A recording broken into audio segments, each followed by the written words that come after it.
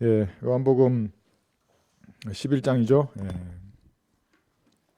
28절부터 나갈 텐데, 제가 이게 그림을 그렸어요. 무장한 그리스도인이에요. 무장한 그리스도인. 하나님 주시는 말씀으로 구원의 투구를 썼잖아요, 그죠? 이 벗겨지지 않아요. 다만 모를 뿐이에요, 사람들이. 구원의 투구가 없어지면 군인이 어떻게 해요? 그게 군인이 아닌데 구원의 확신이 없으면은 명적으로 성장할 수가 없는 겁니다. 그래서 마귀가 제일 먼저 구원의 투구를 건드린다고. 이 구원 받았냐 안 받았냐? 구원 받은 놈이 그렇게 죄 짓고 사냐? 막 이런다고요. 그러니까 과거에 지은 죄가 구원을 받았어도 마귀가 그걸 정죄함의 도구로 써요. 너 과거에 이런 일 했잖아. 너 같은 거 어떻게 예수님을 찬양해? 그 불화살을 쏜다고 이렇게. 구원의 투구가 딱 있으면 문제가 안 돼요. 그런 것들이. 믿음의 방패잖아요. 그죠? 예수님의 피로 씻어내면 돼요. 그 정죄를 하잖아요. 그러면은 구원을 받았지만 과거에 그런 허랑방탕하게 지냈어요. 당자치. 그럼 그런 게 생각나면 떠오르면 씻어내면 된다고요. 지금 제가 그때 모르고 그랬습니다. 무지한 가운데 살았는데 마귀가 이것을 정죄의 도구로 사용하지 않도록 지금 깨끗하게 씻겨 주십시오. 그리고 마귀의 불화살을 좀 막아 주십시오. 그럼 다시 떠올려도 그게 나에게 영향을 못 미친다고요.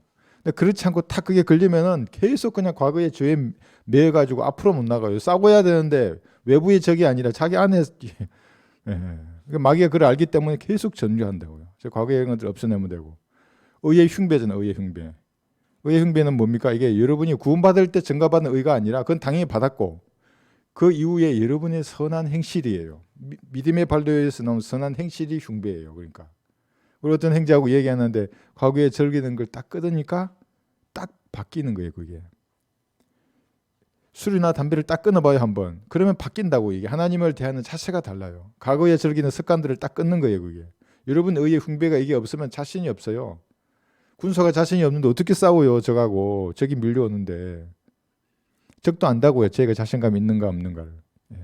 진리의 허리띠잖아요. 허리띠 없으면 어떻게 싸워요. 이게 붙들고 뭘 싸우는 거예요. 말씀으로 허리띠가 단단히 매어져야 한다고 이게.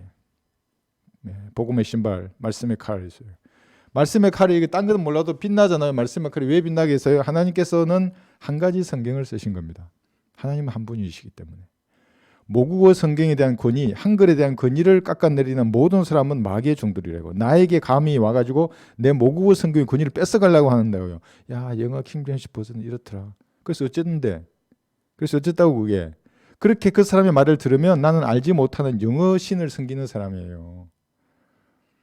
영어 잘해봐야 그게 50보 100보예요. 그것이 말씀으로서 나에게 역사하려고 그러면 반드시 내 모국어 성경, 어릴 때부터 들었던 그 언어로 나에게 역사하신다고 하나님은. 하나님 모든 언어를 다 만드셨다고. 영어만 만드셨어요 하나님이. 근데 영어 성경, 그러니까 모국어 성경이 번역되지 않은 곳에는 영어가 권위를 발휘하죠 당연히. 몽골에서는 없으니까 영어 성경이에요. 일본에도 없잖아요. 일본어로 된 성경도 있지만 그러나 최종적으로 영어가 될 수 있어요. 그건 없기 때문에. 근데 우리나라는 벌써 20년 지나 30년 가까이 우리 성경이 있지 않습니까? 여기에. 그 성경의 말씀의 칼이라고 이게. 마귀에 감히 접근하지 못해요. 아주 기본적인 것만 얘기해놨어요. 만약에 1000개가 넘는 성경들, 그 다음에 영어나 헬라어나 히브리어 원문 성경, 원본 성경에 권위를 두게 되면 그 사람들은 자기도 알지 못하는 신을 섬기는 거예요. 끝없는 언어의 미로에 갇힌 사람이에요. 지도 어디 갈지 몰라요. 이 단어가 맞는지 안 맞는지 이 목사는 이렇게 말하고 저 목사는 저렇게 말하고 사전은 이렇게 말하는데 어디에 권위를 줘야 되는 겁니까? 그러니까 그 사람은 알지 못하는 신을 섬긴 우상 숭배자가 되는 겁니다. 결국은 자기를 신겨요. 내가 보기에 김 목사가 제일 낫구나. 지가 하나님이라고 그게. 이 말씀을 펴고 이 말씀 앞에 부복할 자세로 읽어야만이 말씀이 나를 통제한다고요. 역사를 해요. 근데 그게 아니고 지가 위에 올라 딱 서가지고 그냥 막 밟고 막 자르고 단어 바꾸고 평생 그러다가 인생이 끝나는 겁니다. 그런 사람하고 한글로 된 이 성경의 권위를 가지면 저런 차이가 나는 겁니다. 무정한 사람이고 이쪽에 있는 무정하는 사람들 어스레기들이에요. 어스레기. 영적으로 아무 힘도 발휘하지 못하는 겁니다. 그러니까 물론 하는 사람도 있지만 여기 내 여러 가지의 복음 적어놨어요. 구원받는데 여러 가지 복음. 이 복음이 다르다는 것을 비교해서 알아야 된다고요. 은혜의 복음이 다르고 천국 복음, 영원한 복음 다르잖아요. 다르다는 것을 알아야만이 대상이 다르고 시기가 달라요. 내용도 다르고 알아야만이 은혜의 복음만을 외칠 수 있어요. 그렇지 않으면 자기도 모르게 다 섞인다고 이게 목사들이. 그러면은 구원의 복음을 전할 수 없어요. 그 사람은. 어제 어떤 분이 물었는데 그러면 기시온 교회는 구원이 없냐고. 아니 구원이 있지. 여기 있잖아 여기. 그러니까 어쩌다가 은혜의 복음을 말해서 어쩌다가 구원받을 수는 있어도 정확하게 혼과 영, 관절과 골수를 찔러가려는 능력의 말씀이 나오지 않는다고요. 여러분 무슨 말씀인지 이해하시겠죠 이게. 그래 안 나누면 하나님 안 되기 때문에 명령을 하신 거예요. 디모데후서 2장 15절에서 내가 진리의 말씀을 올바로 나누어 자신이 하나님 앞에 부끄럽지 않는 일꾼으로 인정받도록 공부하라요. 공부 안 하는 사람은 다 부끄러운 일꾼들이에요. 다 구원을 받았다고 치더라도 섞어서 말하는 사람들은 이렇게 물론 이게 다수죠. 절대 다수죠. 우리나라에서는 이게 아주 소수죠. 이런 사람들은 두 가지 해놨잖아요. 그럼 어떻게 알 수 있는가? 열매를 보면 알 수 있어요. 그 교회가 뭐 하는가요? 그 사람의 삶의 목표가 무엇인가 이걸 보면 안다고요. 과연 그것이 옳다면 그들이 복음의 문이 열리는가 이걸 보면 안다고요. 복음의 문을 하나님께서 열어주려고 그러면 제일 먼저 은혜의 복음이 뭔 줄 아는 교회에다 문을 열 거 아니에요. 그죠? 나누어서 공부한 진리의 지식을 가지고 있는 목사가 글을 써야죠. 그리고 그 글에 성령님의 능력이 묻어 나와가지고 읽는 사람이 혼과 육이 갈라지게 정확하게 써야죠. 은혜의 복음을 섞지 말고. 여러분 그런 교회 보셨어요? 예. 2,300만이 넘는 북한의 인민들이 죽어가잖아요. 근데 여기는 잘 먹고 띵가띵가 살아요. 이 나라에서 병원 지어주면 뭐예요 거기에. 병원 지어주고 무슨 뭐 쌀 갖다 주고 뭐예요 북한에 그것이.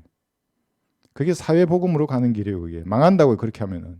은혜의 복음을 먼저 전파해야 하는 겁니다. 그러면 공산주의자가 무너져요. 공산주의자는 그들의 무력의 근본은 총대에 있어요. 그 사람들은. 그 강철 같은 사상을 가진 사람들이라고. 그래서 여러분 한번 해보세요. 유물론자에게 복음을 전해보여요. 콧방귀도 안 껴요. 날쌘 은혜의 복음으로 찌르지 않으면 돌아올 수 없다고. 그게. 제가 이 풍소 만드는 기술의 기본을 배웠던 이민복이라는 분에게 내가 갔었어요. 우리 가족도 같이 갔지만은 가가지고 그 사람 안식교에서 배웠어요 신학을. 그리고 장로교 신학으로 목사 안수는 안 받았어요. 선교사를 하는데 신학교는 거기서 했거든요. 내 전도지를 보더면 뭐라는 줄 알아요? 나 그 사람 전도지를 봤잖아요. 그 사람 전도지는 예수 믿어서 잘된 나라들 미국 어떻게 쫙 나와요. 모두 부자다. 잘 먹고 잘 산다. 그러니까 너도 뭐 이거 믿으면 잘 먹고 잘 산다. 이거예요. 내 것 딱 보면 처음부터 죄 지옥 인생 뭐 이런 거 나오잖아요. 그러니까 북한을 이거 믿어가지고 하나님 믿는 사람이 있겠어요? 뭐 이런 식이에요. 그 사람이 하나님 믿는다는 말의 의미는 그냥 자기처럼 그런 안식교와 같은 종교인이 되는 거예요. 근데 내 글은 혼을 찌르잖아요. 이게 그대로 찌른다고는 지옥이 한다고. 그걸 쓸 수 있는 사람이 없는 겁니다. 열매가 무엇인가 복음의 문이 열리는 게 이거를 보면 아는 겁니다. 부활의 소명을 가졌기 때문에 이렇게 싸울 수 있어요. 그렇지 않으면 타협할 수도 있어요. 아니 뭐 이 땅에서 잘 먹고 잘 사는 게 끝이라면 다 타협하지. 굳이 왜 저렇게 무거운 무정을 하고 살아야 돼요, 그냥. 예? 무거운 무장을. 복음의 신발도 얼마나 무거워요.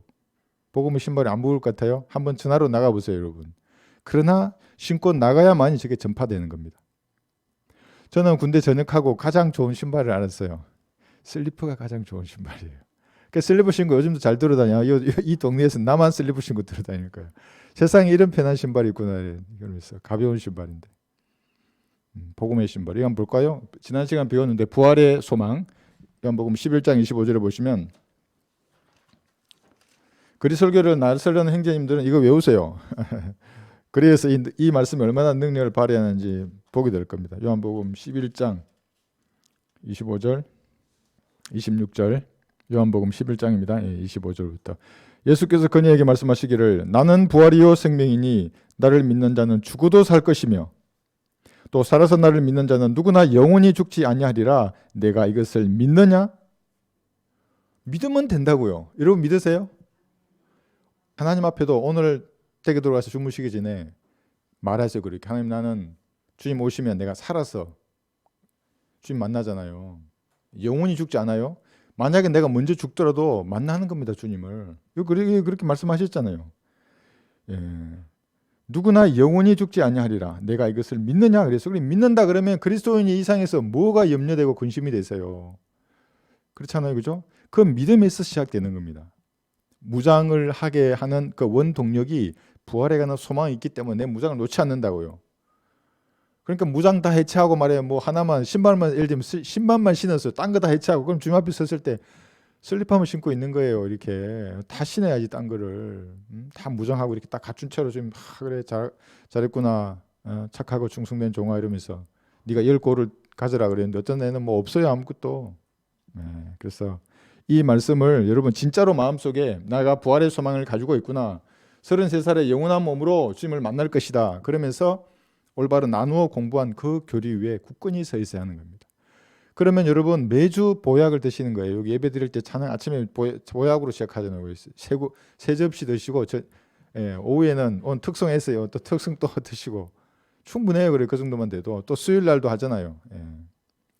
이렇게 진도 나가 볼까요? 요한복음 11장 28절을 보시면 28절 31절까지 28절부터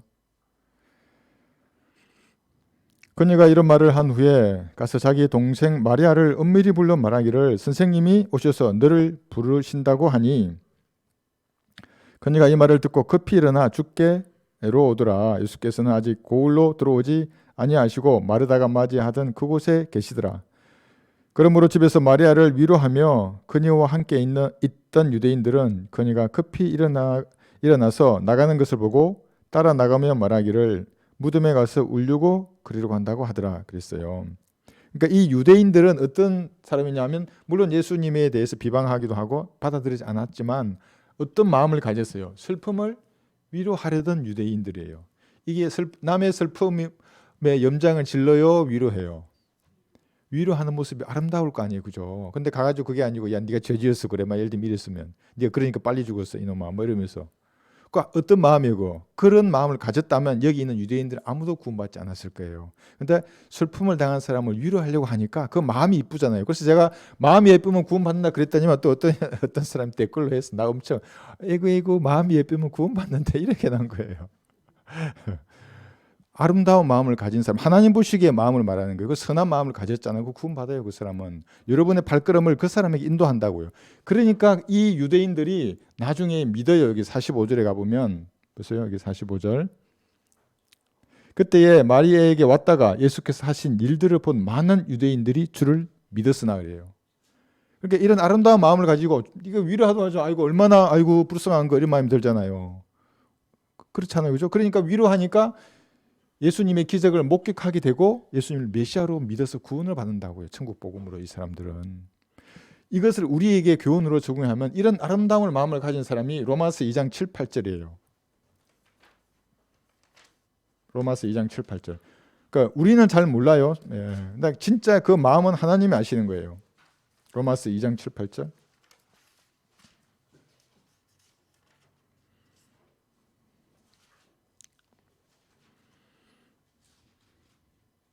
로마서 2장 7, 8절 찾으셨죠? 참고 선을 행하여 용기와 영광과 존귀와 썩지 아니함을 구하는 자들에게는 영원한 생명으로 하시고 다투고 진리에 복종하지 아니하며 불의에 복종하는 자들에게는 분개와 진노로 하시리라. 지금 이게 구약의 구원 계획인데 이걸 우리에게 적용하면 어떻게 돼요? 7, 8, 7절처럼 선을 행하고 영광과 존귀와 썩지 아니함을 구하는 자들에게는 은혜의 복음을 듣게 하신다고요. 어떻게 듣게 해요? 여러분을 보내요. 그래서 발걸음을 그 사람을 만나게 해요. 우리가 뿌린 전도지 있잖아요. 길바닥에 떨어진 걸 그 사람이 죽는다고. 그래서 전화해요 저한테. 마산에서도 전화 오고 이게 어디냐 그러면 어느 마산 어디 역 앞에 식당인데 그 전도지가 떨어져 있어가지고 뭐라 그랬더니 번개와 같이 이렇더라고. 구원 받았냐? 읽고 기도했냐고. 기도했다고. 나 구원 받은 거냐고. 진짜로 했으면 구원 받은 거라고. 만나게 하신다고 이렇게. 이런 사람이에요. 그러니까 여기 은혜의 복음을 아름다운 마음을 가진 사람을 만나게 하는 겁니다. 또 한 건 볼까요? 사도행전 10장 1절에 보시면 코넬료가 있어요. 백부장. 요즘 말로 하면 중대장입니다. 육군 대위가 있는 거예요. 공군 대위도 됩니다. 해군 대위도 되고 백부장이에요. 사도행전 10장 1절을 보시면 1절 2절까지 이게 아주 중요한 교훈이 여기에 있습니다.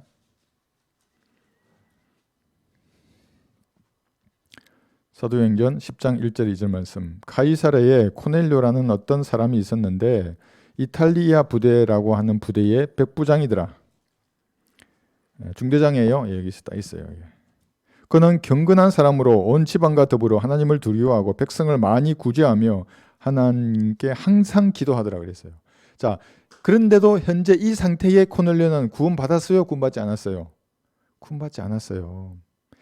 아름다운 마음을 가지고 있던 코넬료였죠. 경건하기까지 하고 하나님을 두려워하고 구제하고 기도를 하는데 항상 기도에 열심이었던 코넬료였지만 구원을 받지 못했다고요. 언제 기준으로? 신약의 구원 교획에 의하면 코넬료는 아직 구원받지 못했어요. 그런데 마음이 예쁘니까 하나님이 누구를 보냈어요? 베드로를 보내서 코넬료를 구원시키는 겁니다.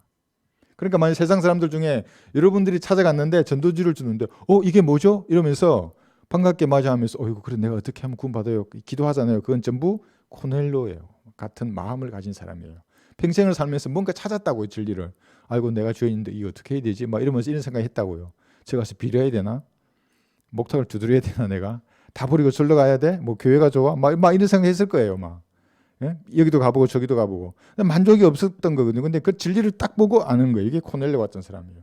근데 여기서 또 한 가지 교훈이 뭐냐면 아무리 이렇게 살더라도 백부장처럼 겉으로 외형적으로 보아 보이는 삶을 살더라도 마음이 이상한 사람들은 갈보리 십자가를 쳐다보고 구원받을 수가 없는 거예요. 마음만 입혀오면 하나님께서 저 갈보리 십자가의 밝은 빛을 보게 하십니다. 여러분 제 말의 의미를 아시겠습니까? 왜 어떤 사람은 구원받고 뭐 예정된 사람은 구원받고 못 받고 그게 아니에요. 하나님은 누구를 지옥에 가도록 미리 예정하지 않으세요. 모든 사람에게 선택의 기회를 다 주시는 겁니다. 공평하게. 다만 어떤 사람의 마음이 부패되어 있을 뿐이에요. 그러면 하나님은 닫아요. 처음에는 두드리시다가 계속 거부해요. 막 저리 꺼져. 뭐 성령 니 뭐야? 뭐 십자가가 뭐라고 꺼져. 뭐 이러다가 나중에 되면 말씀하지 않고 내버려 두시는 겁니다. 그래서 각종 가정한 죄들이 일어나면 성령께서 더 이상 두드리지 않는다는 말은 뭐냐면 죄에 대해서 의에 대해서 그리고 심판에 대해서 책망하시는 게 없어요. 그 책망이 없으니까 더 오만 방자하게 죄 짓는 겁니다. 여러분 범죄자들의 눈빛을 보셨어요? 저기 브라질 남미나 있는 사람들 온몸에 문신하고 눈빛이 진짜 마귀예요. 하마스 대원의 눈빛을 보셨어요? 그 와가지고 민간인들을 살해했던 애들 있잖아요. 1,400명이나 죽였어요. 처음에 민간인들을. 지금도 발굴하고 있잖아요. 그 시체들을. 그 포로를 잡아가지고 이스라엘 신문관이 신문을 해요. 아주 신사적으로 물어봐요. 근데 그 눈빛이 진짜 마귀더라고요. 깜짝 놀랐어요. 살인의 광기에 완전히 미쳐있다고 사람이. 물론 그들이 마약을 먹고 들어왔다는 사람도 있지만 완전히 돈 사람들입니다. 그 사람들. 마귀에게 점유당한 사람들이죠. 그 사람들이. 자, 그래서 여기서 이제 이런 교훈을 얻을 수 있고 그다음 볼까요? 32절부터 35절. 요한복음 11장. 32절에서 볼 텐데 32절부터 볼게요. 마리아의 자세를 한번 보십시오. 이게 주님을 대하는 자세. 마리아가 예수께서 계신 곳에 와서 주를 보고 그의 발 앞에 엎드리어 말씀드리기를 주여 만일 주님께서 여기에 계셨더라면 나의 오라비가 죽지 아니하였겠나이다라고 하더라.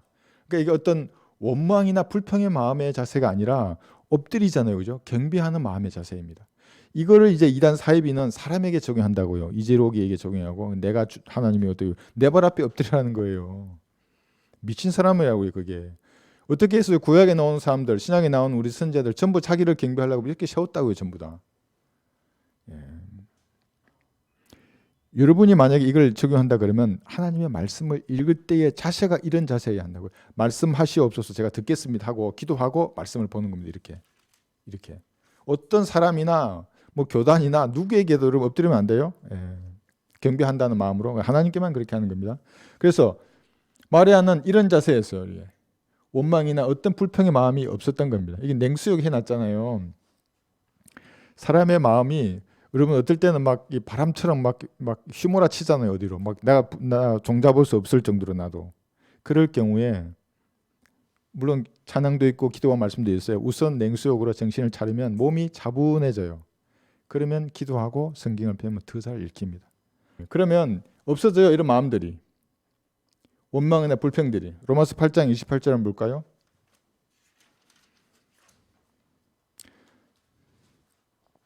로마서 8장 28절.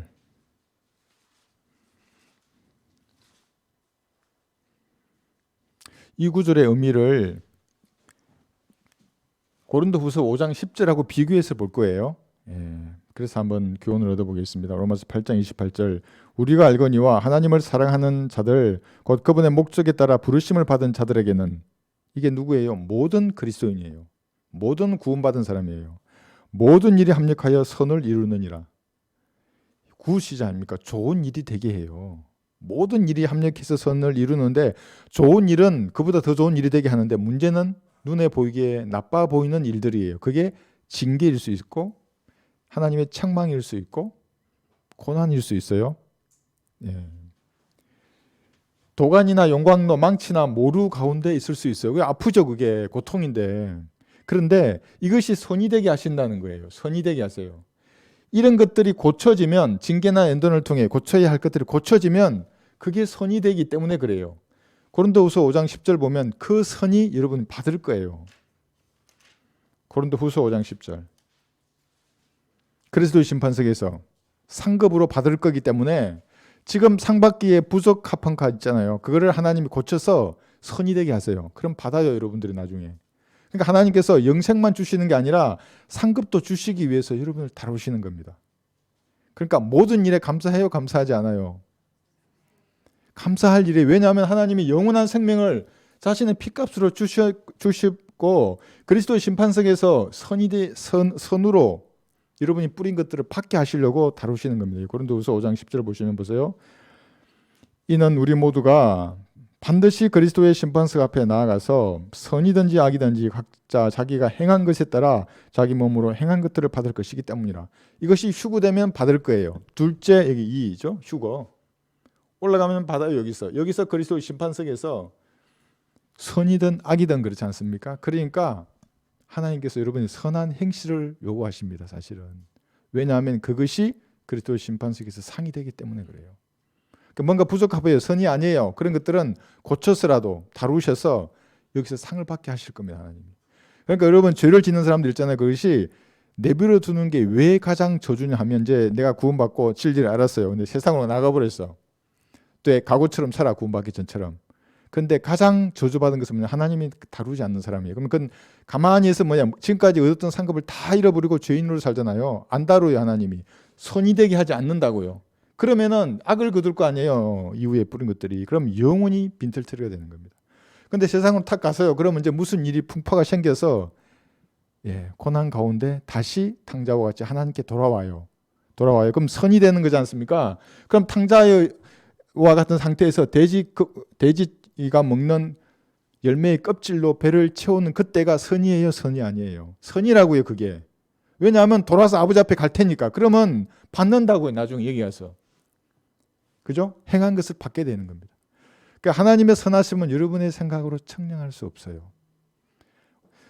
그리스도의 심판상에서 받을 것이 두 가지 써놨어요. 빌립보서 4장 16, 17절 보시면 빌립보서 4장 16, 17. 그래서 여러분 어떤 일이 생겼을 때 하나님처럼 다 알지 못하잖아요. 기도하는 겁니다. 다만. 그러면 분명히 선이 되게 하십니다. 하나님께서. 그때 그래서 이런 일이 있었구나. 빌립보서 4장 16절에 보시면 17절.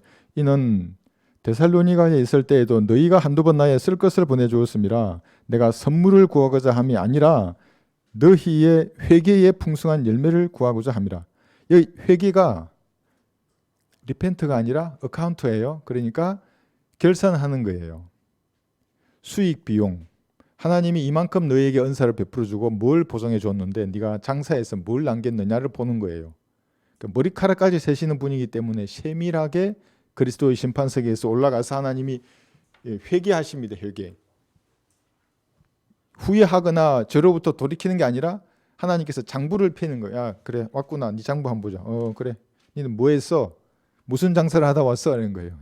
세상 장사 말하는 게 아닙니다. 하나님을 위해서 무엇을 했느냐는 겁니다. 여기 무장했잖아요. 여기 그 갑옷을 입고 말씀의 칼을 들었는데 무엇을 했느냐는. 저는 처음에 무장 이제 했잖아요. 제가 뭘 해야 될지 몰랐을 때 물었어요. 사람관에게 묻듯이. 지금 제가 주님을 위해서 무엇인가 하고 싶은데 무엇을 해야 됩니까? 좀 가르쳐 주십시오.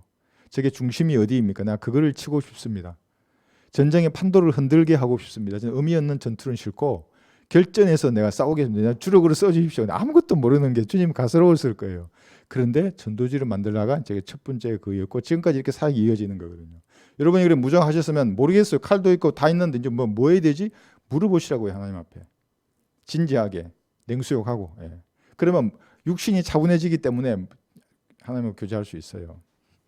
교제가 쉬워지는 겁니다. 예. 그 다음에 디모데후서 1장 18절에 보시면 지금 그리스도의 심판석을 말하고 있는 겁니다. 여러분이 올라가시면 여러분이 구원받은 이후에 행위가 너무너무 중요한 겁니다.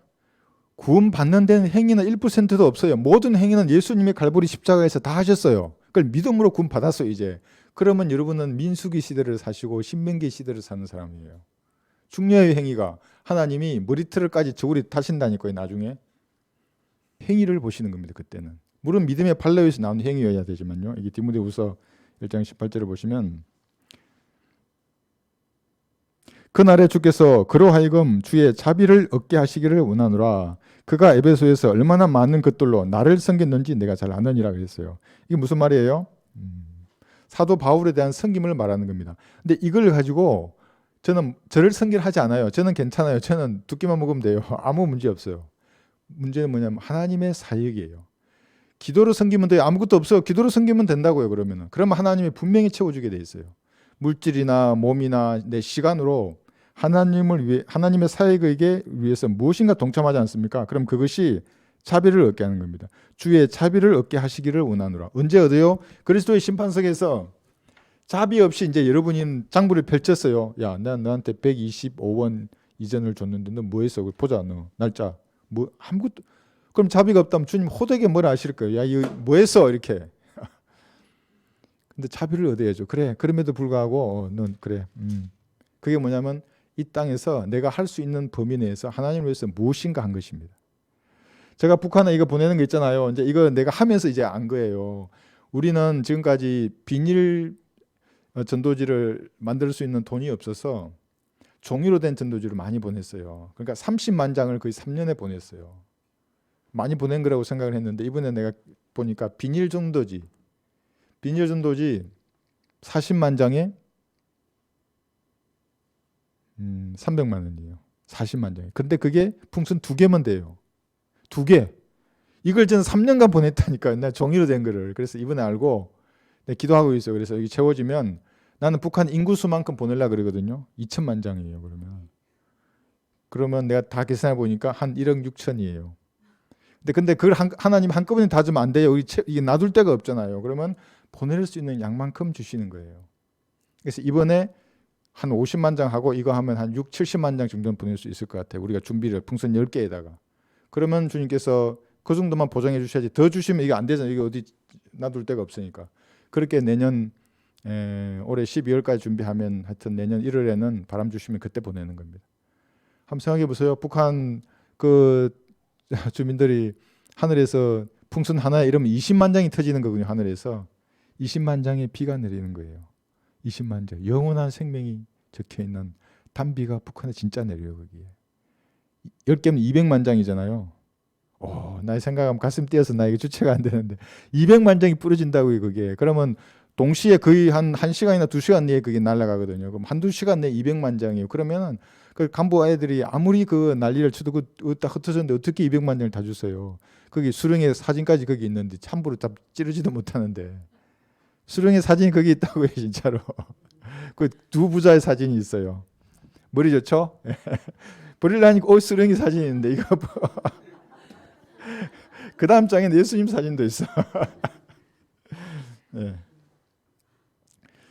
그 다음 예수님이죠. 33절 볼까요? 다시 요한복음 11장 33절 보시면 예수님에 대해서 나옵니다. 그때 예수께서 그녀가 울고 있는 것과 그녀와 함께 온 유대인들도 우는 것을 보시고 영으로 신음하시며 기대하시다가 예수님이 우세요. 이제 좀 있으면 나중에 35절 가시면 성경에서 가장 짧은 예수께서 우시더라 그래요. 그 구절이 나오거든요. 그런데 이제 예수님에 대해서 모방하는 많은 사람들이 우리나라에 유독 많아요. 이게 셈족이라고 내가 이해는 하는데 여기 해놨죠. 이거 이만희씨로부터 이재로 완산옥 독생녀 재림녀 뭐 남자 여자 다 있어요. 뭐 젊은 아줌마도 있어요. 동방번개라고. 하여튼 많은 사람이 자기가 재림이라고 그러는데 예수님의 6가지 요소 중에서 아래에 있는 3가지 인간의 몸, 혼, 영 가지고는 이것은 흉내낼 수 있어요. 누구든지. 그런데 이 위에 있는 것은 아무도 흉내낼 수 없어요. 육신으로 나타나신 아버지 하나님이에요. 그러니까 구약에서는 여호와 하나님이라고 말하시는 그분이 뭐라 그러시냐면 그들이 찔렸던 나를 볼 것이라 그래요. 여호와 하나님이. 그 나가 예수님이잖아요. 그러니까 예수님과 아버지 하나님이 하나라는 거거든요. 그러니까 육신으로 나타나신 아버지 하나님이에요. 예수님이. 여기서 다윗이에요. 어떻게 아버지 하나님이 이만희로 나타나요? 예? 어떻게 여자로 나타나고 아줌마로 나타나요? 하나님이. 전부 남성 명사인데 하나님은 여자가 없다고요. 웃기는 사람들이에요. 그 다음에 육신을 입고 오신 아들 하나님이잖아요. 이게 뭐냐면 말씀이 육신이 되셨기 때문에 육신을 입고 오신 하나님이에요. 아들 하나님. 두 분이 하나예요. 이분이. 그 다음에 세 번째는 성령을 한량 없이 가지신 분이에요. 한량이 없다는 말이 뭐예요? 무한하다는 거예요. 그래서 전능하다는 거예요. 예수님께서도 전능하시고 성령님도 전능하시는 거예요. 이 세계를 어떻게 흉내내요? 그런데 조금 흉내내는 그룹이 있는데 그들이 누구냐면 여러분들이에요. 그리스도인. 그리스도인은 예수님을 믿을 때에 성령님께서 들어오시지 않습니까? 그러니까 우리는 한량 없는 건 아니라 성령님께서 들어오셔서 영을 살리셨기 때문에 3번은 유사해요. 그리스도인들이. 나머지는 인간이니까 이들이 욕을 따라하는 거예요. 이걸 그냥. 근데 영은 죽은 영을 가지고 있죠. 그래서 죽어서 지옥에 가는 겁니다. 그런데 그리스도인들은 뭐냐면 이게 두 가지 써놨어요. 이게 이제 세 사람을 안에 가지고 있는데 그분이 예수님이에요. 여러분 영으로 들어가신 예수님인 겁니다. 이걸 어떻게 알 수 있냐면 어제 우리 우리 김자매님 작업하실 때 내가 잠깐 교제하면서 그랬어요. 구원받기 전에는 여러분의 양심의 크기가 이만해요. 이만. 그래서 이 큰 양심의 구멍으로 덤프 트럭도 지나다닌다고요. 이게 죄예요. 그러니까 제가 와도 양심이 통과시켜요. 그냥 그래, 야 빨리 갔다 와. 남들이 보니까 빨리 갔다 와. 뭐 덤프 트럭도 지나가고 그냥 무슨 자가용도 지나가고 기차도 지나가고 다 지나간다고 그 양심으로. 양심이 제어를 안 해요. 쟤들 빨리 갔다 와. 다만 모르게 들키지 않게. 그러면 오케이예요. 그게 구원받지 않은 사람의 악한 양심이라 그래요. 구원받지 않은 사람은 모두 이 악한 양심을 가지고 있어요. 다만 들키지 않아요. 너무 빨리 제대로 지나가니까. 사회적으로 포장하는 거예요. 아주 높은 지위나 뭐 돈 좀 있으면 죄가 아닌 것처럼 하는 거예요. 하나님 다 보고 계시는데도. 그런데 구원을 딱 받았어요. 예수님을 구주로 딱 영접했죠. 양심의 크기가 이만해요. 그럼 뭐예요? 덤프 트럭이 어떻게 지나가요? 갈라는데 양심 야 막 꺼져. 죄야 죄. 안 되는 거예요. 땅콩도 제대로 못 지나. 개미 새끼 한 마리도 제대로 못 지나가요. 지나갈 수는 있죠. 근데 다시 잡아낸다고요. 예수님 피로 씻어내요. 야 빨리 나와라. 개미 새끼 빨리 나와라. 없애버린다고 그러는데. 이게 선한 양심이거든요. 이 선한 양심이 더욱 민감해지려면 여러분 안에 있는 세 사람이 충만해져야 되는 겁니다. 안에 계세요? 충만하려 그러면 그분이 보존하신 책을 읽어야 돼요. 그러면 말씀의 물로 생각이 쉽게 나간다고요. 더러운 생각들이 쉽게 나가고 점점 쉽게 나가죠. 나중에는 진짜 토가 나와요. 우리 형제님 한 분도 카톡 주셨어요. 과거에 그렇게 즐기던 생각들이 이제 안 난다고. 왜 말씀의 물로 계속 쉽게 난다고요? 그럼 들어오면 또 쉽게 난다고 그러면. 거룩하고 정결한 마음이 되는 겁니다. 그러면 아침에 처음에 드리는 그 찬양이나 말씀을 들을 때 그대로 그게 내 영이 그대로 반응해요. 보약이에요. 그게 눈빛이 반짝인다고요. 예수님의 6가지 요소입니다. 이렇게 이해하셨죠? 한번 볼까요? 에베소서 2장 15절에 보시면 원수된 것, 곧 법령 안에 속한 계명들의 율법까지도 그의 육신 안에서 폐기하셨으니 이는 그 둘을 자기 안에서 한 세 사람으로 창조하사 합평케 하시고요. 예수님을 구주로 영접했어요. 율법이 폐기된 사람이에요. 여러분들은 혼에 그런 거예요. 그러니까 더 이상 혼에게 아무런 영향력을 미칠 수 없어요. 그래서 혼이 영원한 생명을 얻은 겁니다. 그러면 여러분 안에 뭐가 있냐면 세 사람이 있다 그랬잖아요. 예수님이 영으로 들어오셨어요. 세 사람을 입은 겁니다. 이 사람이 율법이 폐기됐어요. 제가 어떤 과거에 목회하기 전에 수련회 할 때 내가 갔는데 어떤 형제가 이걸 모르더래요. 무슨 말인지 내가 설명해 줬어요. 그러니까 이 사람이 울더라고요. 이게 왜 운전하고 몇 년 지났는데 아직도 이거 가지고 기초 가지고 그러냐고. 그거 이상해요. 거기는 뭐 십계명 지키는 사람 손 들어봐라 그래요. 여러분 십계명 지키세요? 지키는 사람 손 들어봐요 그랬어요. 그래서 내가 이 바보 같은 것들이 뭐 하냐고 내 뒤에서 그랬어요. 뭐 하냐고 지금 성들어 민다는 사람이 무슨 십계명이냐고 그게. 생명의 성령의 법을 지켜야 되는데 그것은 주님과의 교제 가운데 이렇게 선한 양심이 이 양심의 성령님이 역사하잖아요. 이 선한 양심이 말한다고요. 거짓말하지 말라고. 남을 속이지 말라고. 우는 사람이 있으면 가서 위로해 주라고. 기뻐하는 사람이 있으면 같이 즐거워하고. 항상 섬기는 자세예요. 그러니까 그게 예수님의 사랑으로 충만하게 되는 거거든요. 그게 몰라요. 그 사람 이게 무슨 말인지를. 새 사람으로 옷 입지 않아서 그래요. 에베소서 4장 여기 22절을 보시면, 그래서 에베소서 4장 22절, 이전 행실에 관하여서는 기만의 욕망에 따라 썩어진 옛사람을 벗어버리고 너희의 생각의 영 안에서 새롭게 되어 하나님을 따라 의와 참된 거룩함 안에서 창조된 새 사람을 입으라 그랬어요. 새 사람이 안에 있는데 안 입어요. 새 옷 좀 입으라고요. 새 옷을. 헌 옷을 계속 입고 다녀 아주 그냥. 그럼 벗어버리고 옛사람이에요. 죽은 거라고요. 새 사람을 입어야 하는 겁니다. 그렇지 않으면 옛사람이 풍기는 악취를 계속 풍겨내요. 골로새서 3장 9절 보시면 여기 스쿠티아인도 나와요. 9절 보시면 서로 거짓말하지 말라 그래요.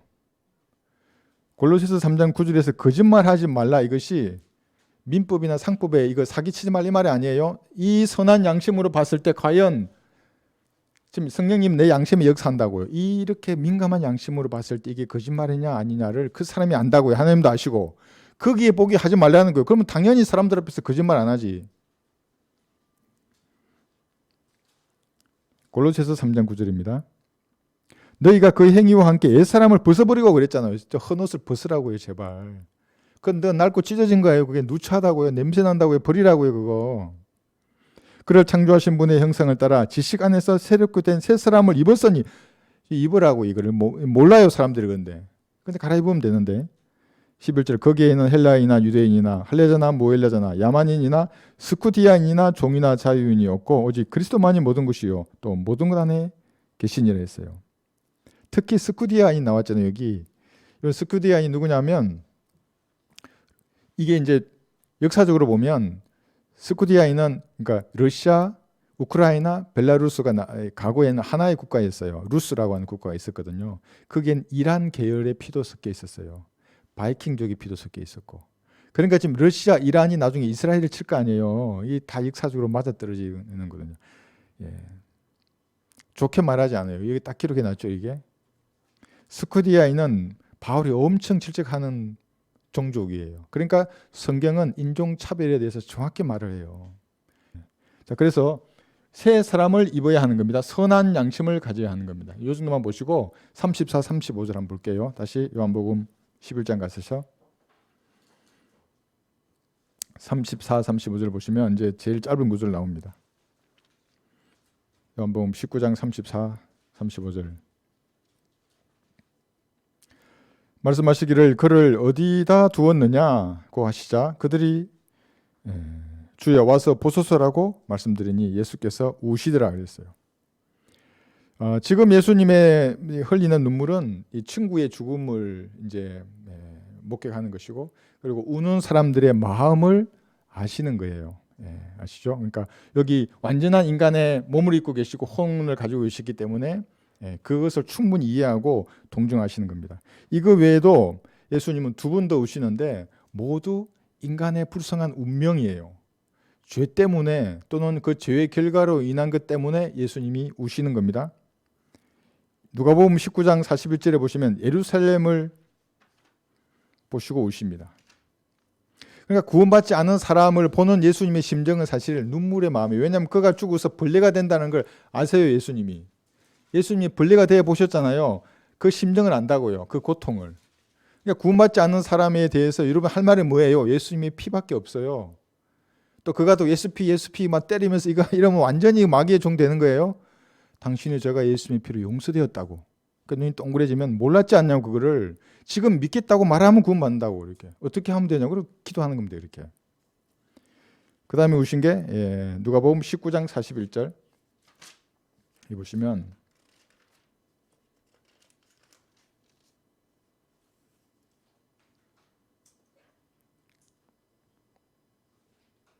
주께서 가까이 오시어 그 도성, 이게 지금 예루살렘 도성입니다. 도성을 보고 울며 말씀하시기를, 이렇게 하시면서 쭉 말씀하십니다. 예루살렘을 보고 우셨어요. 자, 왜 우셨냐 하면 예수님은 지금 여기에 계시지만 이거 다 아시는 거예요. 미래를. 이 예루살렘 도성은 천년왕국에서는 주께서 거기 계시다가 돼요. 예루살렘의 도성의 이름이 그렇게 될 거예요. 물론 이 사람들은 모르죠. 지금 예수님이 울고 계신 그 예루살렘의 사람들은 몰라요. 잠시 후면 그 돌 위에 돌 하나도 남지 않고 로마 티투스 장군이 멸망시킬 줄도 몰라요. 에스겔 48장 35절 볼게요. 그 사면의 규격이, 지금 이것은 천년왕국 도성의 규격을 말하는 겁니다. 그 사면의 규격이 18,000이며 그날로부터 그 성읍의 이름이 주께서 거기 계시다가 될 것이라. 이게 언제입니까? 예수님이 재림하셔서 이제 천년왕국이 시작될 때 그 도성이 주께서 거기 되시다예요. 그러면 예수님이 지금 울고 이 지금 예루살렘을 보면서 울고 있는 이 도성은 앞으로 2000년 후에는 이렇게 될 거 아니에요. 그죠? 사람들이 근데 모르는 거예요. 그러면 2000년 지금 이때로부터 여기까지의 예루살렘은 이거예요. 계시록 11장 8절. 소돔과 이집트 같은 거예요. 예루살렘이. 그게 불쌍하죠. 이들이 십자가만 거부하지 않았으면 그때 그렇게 될 거예요. 주께서 거기 계시다가 됐을 텐데 거부하니까 2000년이나 연기된 거죠. 계시록 11장 8절에. 여러분 이 구절 이해 못하니까 코뿔소 TV 이런 데서는 지금 유대인이 하나님의 눈동자라고 그러는 거예요. 구원받은 그리스도인이 눈동자인데 나중에 재림해서 눈동자가 될 것인데를 모르는 거예요. 이 사람이. 계시록 11장 8절. 그리하여 그들의 죽은 몸들이 큰 도성의 길거리에 놓이리니, 이게 이제 두 증인이죠. 모세와 엘리야가 대환란 때 이 땅에 내려와서 이제 목이 잘리는 겁니다. 그곳을 영적으로는 소돔과 이집트라고 부르며 우리 주께서 십자가에 못 박히신 곳이라. 어디예요? 예루살렘이에요. 그러니까 지금 예루살렘은 하나님 보시기에는 소돔과 이집트 같다고요. 왜냐하면 갈보리의 피를 거부하고 예수님의 메시아를 믿지 않잖아요. 그러니까 소돔과 이집트와 같은 예루살렘을 보시고 예수님 우시는 거고, 코뿔소 TV는 그거를 주님의 눈동자라고 하는 거예요. 주님의 눈동자가 소돔과 이집트예요. 한쪽은 소돔이가 이집트예요. 주님의 눈동자가. 이런 마귀적인 발상을 하게 되는 겁니다. 코뿔소 TV. 예? 그 목사도 마찬가지고. 마귀의 종이라고요, 그게. 그러니까 내가 이렇게 말하면 또 뭐 극우주의를 뭐라더라도 뭐 대꾸 뭐 극단주의라고 그러고, 아니요, 나는 그냥 성경대로 믿는 사람이에요. 나의 유일한 우상은 성경이라고요. 그 사람은 1000가지 우상을 가지고 있죠. 나는 하나밖에 없죠. 내 우상은 성경의 하나님의 말씀. 그로 봤을 땐 정확해요. 그것이 한쪽은 소돔, 한쪽은 이집트인데 그게 하나님의 눈동자라고. 그럼 그 하나님이 하나님이에요? 성경의 하나님? 아니잖아요. 여러분이 눈동자예요. 예수님의 피로 구속받은 그리스도인이라고. 이게 하나님의 몸이라고요. 예수님의 몸, 뼈와 살과 지체의 일부분인 겁니다. 그러니까 이 나중에 예루살렘은 예수님의 이 정권이잖아요. 이게 지상 예수님 재림하시면 그 정권의 핵심 도시예요. 예루살렘이. 이 모든 걸 아시니까 예루살렘 보기에는 지금은 반대하잖아요. 그러니까 우시는 거예요. 인간의 혼을 가지셨기 때문에. 암탉이 병아리를 모으듯 내가 내 자녀들을 모으려 했는데 너희가 원치 아니하는도다 하시면서 예수님 오셨다고. 이거 도성을 보시면서. 그죠? 예. 또 볼까요? 겟세마네 히브리서 5장 7절에 보시면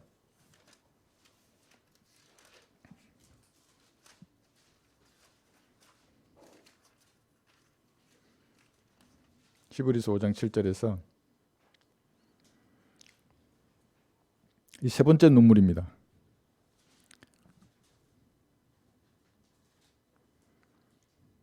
그는 육체로 계시는 날들 동안 히브리서 5장 7절입니다. 자기를 사망에서 구원하실 수 있는 분께 심한 통곡과 눈물로 기도와 간구를 드렸고 하나님께서는 그의 두려워하심을 인하여 들으셨느니라. 심한 통곡과 눈물로 겟세마네에서 기도하셨던 겁니다. 왜냐하면 죄의 결과를 자기가 져야 돼요. 여러분의 죄의 결과를 예수님이 지신 거예요. 그래서 예수님이 뱀이 되신 겁니다. 사탄이라고요. 뱀은 저주가 되셨고 벌레가 되신 겁니다. 그러니까 눈물로 기도하셨어요. 그래서 예수님 승리하신 겁니다. 핏방울이 되도록 기도하셨던 겁니다. 그러니까 본을 보이셨어요. 예수님 이 땅을 사시는 동안 기도하라고. 무슨 일이든지 일하기 전에 먼저 기도하는 예수님 모범을 보이셨어요. 이건 이제 다음 주에 하겠습니다만. 그러니까 여러분들도 일이 바빠요. 기도하시라고요. 그냥 그다음에 무릎 꿇어요. 그냥 눈 감으면 돼. 사람이 많으면 눈으로 손을 가리든지 눈 감는 게. 그러면 저는 직장에서 그렇게 했다고요. 군대 다닐 때도 눈 감고 하는 거예요. 그냥 이거 눈 감으면 이상할 거 아니에요. 사람이 조나 이렇게 생각하니까 내가 그냥 내 눈을 가리고 기도하는 거예요. 지혜를 주십시오. 가장 효과적으로 일할 수 있도록 좀 도와주십시오. 마음으로 죄짓지 않게 해주십시오. 이렇게 기도하는 겁니다. 이렇게. 예수님 오셨죠? 그럼 여러분들은 이거 적어놨어요. 여러분들은 어째요? 제일 먼저 복음의 문을 열어달라고 눈물로 기도하는 겁니다. 왜냐하면 하나님의 죽음으로 완성하신 은혜의 복음이잖아요. 이 몸이 열리지 않는 교회는 교회 생활을 왜 하는 거예요 도대체? 복 받으려고 하는 거예요. 죽으면 다 지옥에 하고 그리스도 심판 속에서 거지가 될 텐데 복 받아서 뭐 하는 겁니까 그러면? 복음의 문을 열어달라고 하는데 에스더 했어요. 에스더 8장 3절에 보시면 에스더가 왕에게 간구하듯이 눈물로 복음의 문을 열어달라고 기도하는 겁니다. 불쌍하잖아요 북한 사람들. 불쌍하지 않으세요? 예, 위로했던 그 유대인들 있잖아요. 죽음을 위로했던 그 유대인의 마음을 가진다면 북한에서 복음을 듣지 못하고 죽어가는 사람들에 대해서 책임지심을 가지는 것은 성경적인 마음입니다. 하나님은 그런 사람에게 복 주신다고요? 3절을 보시면 에스더가 왕의 발 앞에 엎드려 있어요. 예수님의 발 앞에 엎드린 겁니다. 그리스도인들은. 왕 앞에 다시 고하여 아각인 하만이 유대인을 해치려고 계획한 그의 악과 계책을 거두어 줄 것을 눈물로 구하자 했어요. 왕이 그 물을 에스더에게 내밀므로 에스더가 일어나 왕 앞에 서서 이렇게 말씀을 아뢰는 겁니다. 여러분도 마찬가지예요. 복음의 문을 열어주십시오 주님. 예, 뭐 저를 비방하는 사람들을 보면 양로원이나 뭐 고아원에 먼저 전해야지 왜 북한에 전해냐고 근데 이해할 수 없는 머리를 가졌어요. 그런 분들 보면.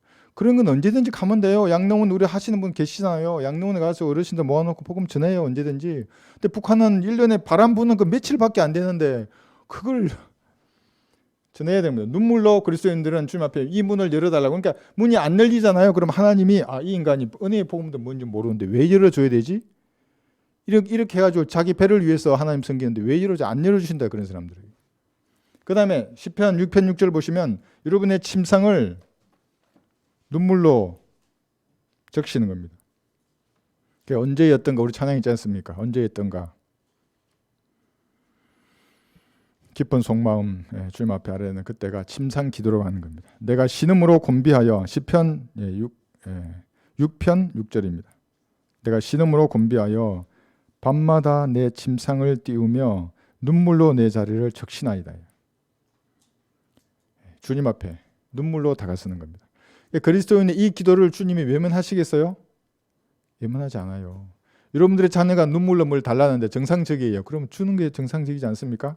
해줄 수 있으면 해주는 거예요. 아이에게. 성경적인 내 범주 내에서. 눈물로. 그 다음에 보세요. 시편 126편 5절에는 눈물로 씨를 뿌리는 겁니다. 전도지 있잖아요. 예, 전도지를 제가 그 책갈피나 이런 것을 만든 이유가 여러분들이 선물로 주라고 만든 거예요. 사람들에게. 보통 보면 비굴하게 이거 물티슈 주는 분들 보면 이거 한번 받으세요. 뭐 이렇게 하잖아요. 그러지 말고 선물이에요. 보세요. 이렇게 하면 이거 정중하게. 선물이에요. 가지세요. 책 볼 때 쓰세요. 이렇게 하는 겁니다. 눈물로 씨를 뿌리는 겁니다. 그게.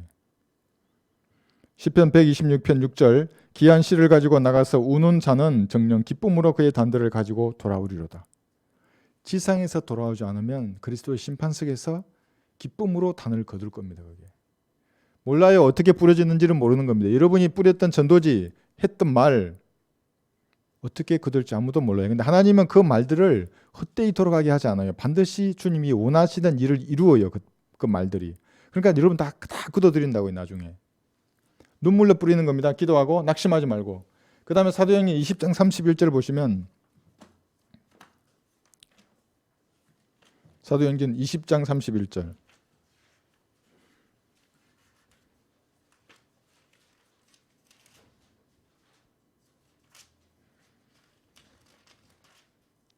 사도행전 20장 31절 예수님도 우셨고 바울도 울었어요. 그리스도인도 눈물의 병에 눈물을 담는 사람들이 그리스도인들은 사역의 힘의 원동력은 눈물의 기도에 있는 겁니다. 그러므로 깨어있어 내가 3년 동안 밤낮으로 각 사람에게 쉬지 않고 눈물로 훈계하던 일을 기억하라 했어요. 이런 바울 서신을 읽을 때에 바울의 마음을 한번 생각해 보세요. 헤아려 보세요. 사역은 해야 되는데 하나님 자기에게 맡겨주신 막중한 사역은 있는데 성도들을 계속 그냥 뭐 이상한 이단이 들어오면 또 다 나가버리고 뭐가 되려 그러면 또 없어지고 없어요. 그 열매를 거의 못 거뒀잖아요. 바울도. 눈물로 훈계했습니다. 예수님도 오셨고 바울도 오셨고 여러분도 마찬가지입니다.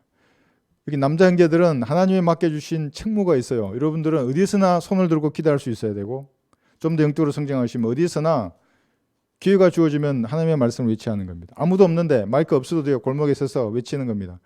하나님의 말씀을 전하고자 이 자리에 있었습니다. 여러분 성경이 말씀하십니다. 여러분의 인생이 무엇입니까? 잠깐 보이다가 사라진 안개입니다. 인생은 이렇게 시유를 떠난 화살처럼 빠르게 지나가는 것입니다. 한번 죽는 것은 정해져 있고 그 다음에는 죄에 대한 심판이 있습니다. 그 심판에서 안전할 사람이 누구입니까? 이렇게 외치는 겁니다. 그 지나가는 사람 깜짝 놀란다고요. 여러분의 죄들이 여러분들을 찾아낼 것입니다. 반드시 죄인은 지옥으로 돌려질 것입니다. 그러나 하나님께서 이 땅에 내려오신 그분이 예수님이십니다. 그분이 자신을 흘리신 피로 여러분의 죄들을 용서해 주셨습니다. 지금 믿으라고 이렇게 외치는 겁니다. 어디에 있던 누구든지. 그러니까 눈물로 했던 그 훈계를 기억해서 책임을 회피하면 안 돼요. 우리 어디 갔어요, 형제님들. 조금 더 영적으로 성장하시면 그 잔을 나에게 부어 채워달라고 하시는 겁니다. 세상에서 술좀 많이 채웠잖아요. 나 그랬어요. 주님, 나는 나한테 꼭 맞는 예화만 드세요. 건배 주의관이 좀 마셔야죠. 뭔 잔을 주더라도 뭐 소주, 콜라, 막걸리, 뭐 무지개주 해가지고 다 마셨잖아요. 막 하나님 준 잔을 안 마시는 거예요. 그러면 피하는 거예요. 저 사람 주세요. 물론 하나님이 그걸 아시기 때문에 주지도 않아요. 그런데 마귀가 보고 있는데 얼마나 부끄러워요. 하나님의 손이 잔을 주는데 이해가 안 받고 핑계대고 이러면. 그래서 여러분들은 이 자리에 모였다면 누구든지 하나님 잔을 주실 거예요. 때가 되면. 피하지 마시고 좀 제게 주십시오. 제가 마시겠습니다. 다만 주님 지혜를 주시고 용기를 주셔서 내 일을 하게 해 주십시오. 이렇게 하시는 겁니다. 그래서 마지막에 빌립보서 여기 3장 18절에 보시면 눈물하고 있습니다. 예수님도 우셨고 그리스도인도 눈물로 싸우는 겁니다. 여러분의 적에 대해서 바울은 이렇게 말합니다. 빌립보서 3장 18절에서 내가 자주 너희에게 말하였고 지금도 눈물로 말하지만 많은 사람이 그리스도의 십자가의 원수들로 행하고 있느니라. 단 하나의 모국어 성경의 권위를 파괴하는 모든 사람은 십자가의 원수들이에요. 말씀의 검으로 싸워야 한다고요. 그런 사람들과. 그래야 하나님이 권위를 주신 이 책의 힘을 여러분이 받을 수 있어요. 그렇지 않으면 이게 무시하는 거잖아. 이것도 기면 도대체 뭐가 하나님이란 말입니까? 싸워야 합니다. 십자가의 원수들이에요. 이 사람들. 이게 싸우잖아요. 이게. 노래하는 거 아니에요. 영적인 실제적인 싸움인 겁니다. 너무나 그럴듯하고 그들은 너무나 강력한 또 힘을 가지고 있어요. 파리떼들이에요. 근데 사실 알고 보면 전부 파리떼들. 그래서 마지막 이것만 보고 끝낼게요. 그리스도인은 두 분은 다 첫 번째 어디서 울어요? 그리스도의 심판석에서 여기서 우는 겁니다. 왜 울어요? 그때는 여러분 자신 때문에 우는 겁니다. 상을 받을 줄 알았는데 다 불태워지네. 다 불태워지는 거예요. 성경대로 하나님을 섬기지 않는 모든 것은 불에 태워집니다. 성경대로 섬기지 않는 모든 것은. 그러니까 뭐 괴상한 거 하잖아요. 주기도문 사도신경 외우고 어디서 성경에 그런 거 하라는 거. 하나님께서 그 주문을 외우는 것 자체가 여러분 주문 어디서 배워요? 주문 외우는 거. 주문이란 말 똑같은 말을 반복하는 거잖아요. 우리 자매님 잘 아시잖아요. 절에서. 어디서 외울 거 주문이. 주기도문 주문이잖아요. 그게 영의 자유로운 가운데 말해야죠. 기도를 한다 그러면. 그러니까 그들의 눈에서 수건이 안 벗겨졌기 때문에 그래요. 법문의 낡은 것으로 하나님을 섬기려고 하는 사람이 되는 겁니다. 그리스도 심판석에서 많은 사람이 울 거예요. 그래서 하나님께서 그 눈물을 미연에 방지해 주시려고 악한 것들을 징계하고 연단해서 선이 되게 하는 겁니다. 그러면 선한 행실은 거두어지는 겁니다. 이렇게. 오늘 경배 드렸잖아요. 지금 하나님의 말씀을 듣고 아멘 하시죠. 이게 다 상이에요. 그리고 아멘해서 이제 끝나고 나가요. 이제 세상으로. 근데 TV 탁 틀어놓으면 이게 다 빠져나와요. 애써오낭 머리 와서 이렇게 하나님 섬기고 이렇게 했는데 집에 가서 또 TV 켜놓고 영화 한 프로 보고 이렇게 해버리면 은혜가 다 없어져 버리잖아요. 이게. 그 마귀가 그걸 교묘하게 알아요. 여러분의 성격 중에 가장 잘 튀는 게 어떤 성격이에요? 그걸 그대로 튀게 하는 거예요. 이렇게 막. 괜히 싸우고 와이프하고 싸우고 막 육신 성질을 부렸어요. 그럼 받은 은혜가 다 없어져 버린다고 이게. 그죠? 그래서 그리스도 심판석에서 영원히 남을 상급이 하나도 없을 때 통곡할 거예요. 그리스도인들은. 내가 열심히 하나님 섬겼는데 도대체 뭐가 남냐 이게. 내 평생 한 명도 예수님의 피로 네 죄가 용서됐다고 말해본 적이 없어. 얼마나 부끄러워요. 그렇지 않겠어요? 하나님의 죽음으로 무슨 일을 완성한 게 하나님 입장에서는 제일 아주 기특할 거 아니에요. 내가 죽음으로 다 이루어 놓았는데 그 은혜의 복음 말하지 않고 쓸데없는 것만 말했어요. 쓸데없는 것만. 쓸데없는 목사 있잖아요. 그 킹덤 빌더 목사 말하면 그냥 막 수십만 명이요. 그 좋아한다고. 거지들이에요, 전부. 영원한 거지들이에요, 그 사람들은. 여기서 울고 두 번째 어디서 울어요? 여기 백보자 심판에서 오는 겁니다. 이때는 여러분을 위해서 이제 흘린 눈물은 없어요. 다 흘렸어요, 여러분이 여기서. 이때는 불못에 던져지는 여러분의 지인들, 사랑하는 가족들, 남편, 아내, 부모님, 아이들을 위해서 울 거예요. 은혜의 복음을 정확하게 들을 수 있는 기회를 줘야죠, 그분들한테. 교회 나오라는 거 아니지 않습니까? 은혜의 복음을 듣고 구원 받았으면 얼마나 좋아서 옆에 있으면 같이 배수문석에 앉아 있으면 얼마나 좋아요. 근데 그 죄인들이 앉는 그 죽은 자들의 심판에 딱 올라왔네. 그 알고 보니까 내 아들이네. 어떻게 해요 그러면? 되돌려줘야죠. 어떻게 되돌려줘요? 하나님 어떻게 되돌아가요 그게? 지금 그러니까 살았을 때 은혜의 복음을 아들의 구원을 위해서 자녀들, 사랑하는 사람의 구원을 위해서 기도해야 되고 은혜의 복음을 정확하게 들을 수 있는 기회를 주시라고요. 그러면 좀 덜 할 거 아니에요. 그래도 할 거 다 했는데 본인이 가겠다는데 어떻게 해요 그럼 그거를? 그러지 않고 기회도 안 못 줬어요. 가장 울 거예요. 백보자 심판에서. 물론 던져지는 사람은 아직 지옥에서 불타다가 이제 나와가지고 얼마나 안 가려고 하겠어요. 또 불이냐고. 1000년 동안 불에 탔는데 여기서 교회 시대에 죽었잖아요. 다른 데 죽었고 1000년 동안 불에 탔는데 부활해서 여기 서가지고 또 불타고 있어 저 밑에. 생명의 책에는 내 이름이 없네. 앞에 보니까 우리 엄마가 저기 앉아있네. 어떡할 거예요 그러면? 우리 아빠도 저기 앉아있는데 나만 거기 있어요. 그리스도인들 그 눈물이 거기서 있는 겁니다. 그래서 정확하게 은혜의 복음을 듣게 해줘야 합니다. 이게 섞이면 안 돼요. 뭐 천국 복음, 뭐 백신 또 표 나오고 막 섞여가지고 영접 기도를 하는 건데 그게 영접 기도가 아니라고요. 사실은 더 무섭다고요. 거짓 영접 기도가. 구원 받은 줄 아는 거예요. 그 사람은 나하고 말해 보면 야 이거 아닌데 이 사람. 다시 전하죠. 그러면 다시 진지하게 전하고 무릎 꿇고 다시 신지하게 예수님 영접하는 겁니다. 그러면 괜찮아요. 그러면은 백보자 심판에는 안 쓰지 않습니까? 여러분 주변에 혹시 그런 사람 있으면 정확하게 은혜의 복음을 다시 전하세요. 괜찮아요. 돌다리를 두드려 가라 그랬잖아요. 얼마나 좋은 비유예요. 그런데 아니 뭐 세상에서의 돌다리야. 뭐 좀 약하면 어때? 물에 빠지면 어때? 나와서 이쪽 튼튼한 다리 가면 되지. 근데 불못은 그렇지 않다고요. 빠져서의 불못에 언제 나와요 그게? 영원 무궁토록 밤낮 고통을 당하리라 했는데. 오늘 공부는 여기까지 하겠습니다.